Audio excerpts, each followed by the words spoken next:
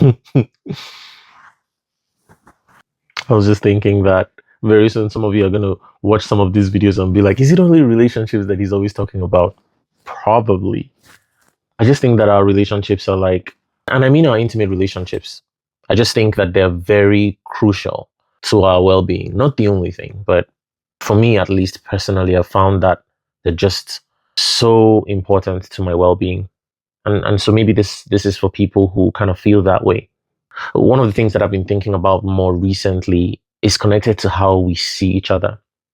I'm thinking about this not in a debating or blaming kind of way, but I'm thinking about it and I'm wondering. I don't think that as human beings we've learned to see each other's inner worlds. I think we've really learned to assess for function things that can keep the body together, but not things that can keep the soul together. We meet each other, we choose each other, we try to build a life together. But very often, I think we still miss the person on the inside. And I don't think that this is because we don't care about each other. I think that we've just learned to relate to each other through what we bring to the table instead of who we are. We connect through roles: father, mother, husband, wife, aunt, uncle, cousins, right? Through function: cook, clean, through our usefulness. And very often we miss the human that's behind those roles. Something I very often say to clients is there's a human behind the father, there's a human behind the mother, there's a human behind the child. Running the risk of making generalizations here, I think broadly speaking, women have been taught to look for safety, to look for stability, provision, reliability, someone who can hold things together. And from a nervous system perspective, that makes sense because these are the qualities, I think, traditionally speaking, that can provide stability, especially when you consider the fact that most of us are probably coming from a generation of people who had to survive the wild. But I think when provision becomes the main way that a man is known, he can be appreciated for what he provides without ever being known for the human that he is on the inside. His fears, his tenderness, his doubts, his inner life. He becomes a dependable figure in the family, but then he's left unseen. And also, very broadly speaking, I think men are taught to connect through attraction, desire, sex, physical closeness. Oh, she's beautiful, she's hot.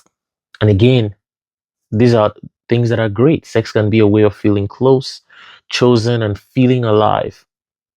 But when it becomes the main way that a woman is met, again, she can be deeply, deeply desired without being known emotionally, without being fully seen for who she is, her inner world, her fears, her feelings, her conflicts, her parts. She becomes wanted and unknown. I use the men and the women as an example to capture what I'm trying to put out here, but I don't want to make it a men versus women conversation. I'm really trying to speak to how we've been accustomed to being attracted to function and not essence. We're attracted to body, not soul. The most common questions we ask is, what do you bring to the table? What do you offer? What do you have to give me? And I think we rarely ask the questions of, who are you when no one is watching? What shaped you? What hurts you? What helps you feel safe in the world? And I think it makes sense, right? Like, functions are easier to pick out and to locate.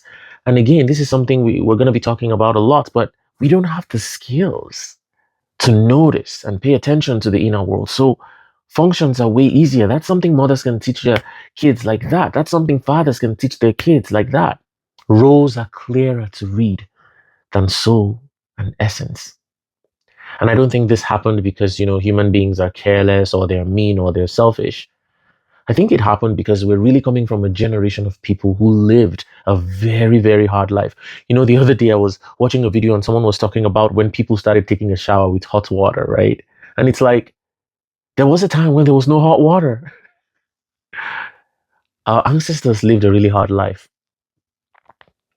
And so I think function was the primary goal. And for a long time, our survival, the survival of this body, mattered more than emotional understanding or the inner world. Clear roles kept things moving, kept things functional, kept things stable. Provision mattered, sex mattered, stability mattered. So there wasn't a lot of space to explore the inner world. And I think that's another place where this generation is struggling because we want something more. We want all of the survival things, but we also want to be known. Most of us don't just want to be supported. Most of us don't just want to be desired. Most of us just don't want to be chosen for what we provide. We want to be seen. We want to experience connection. We want someone to know how we think, how we see the world, how we feel, what scares us, what softens us. And that's where I think our relationships begin to struggle because provision alone is not enough to make someone feel known, and desire alone isn't enough to make someone feel met. You can have desire, you can have provision, and still feel deeply alone in a relationship, as some of us are finding. So you can find a man that can say, I want to provide for her, and she still feels alone. And you can find a woman that says, I want to give him make all his sexual dreams and desires come true, and he still feels unseen.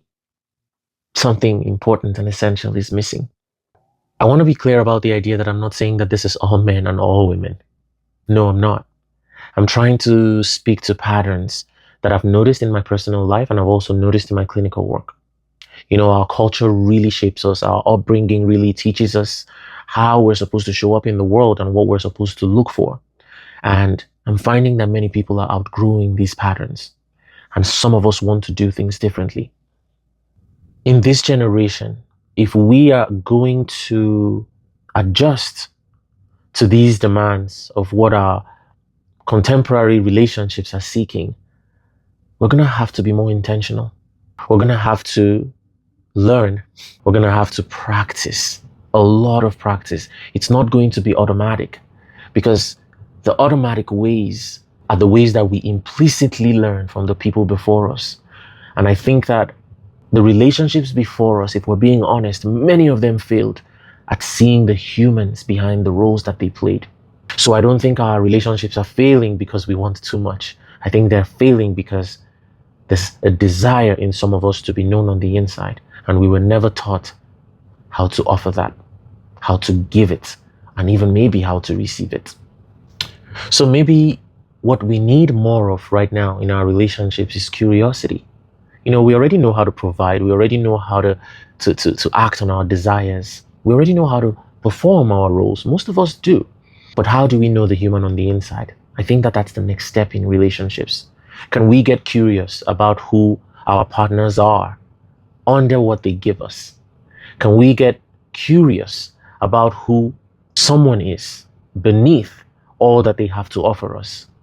Because I think when two people can feel known at that level, provision, desire, attraction, stability becomes more meaningful. And I think our relationships will feel deeper than they feel right now.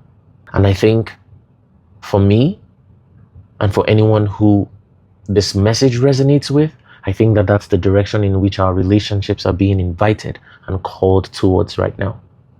Let me know what you think.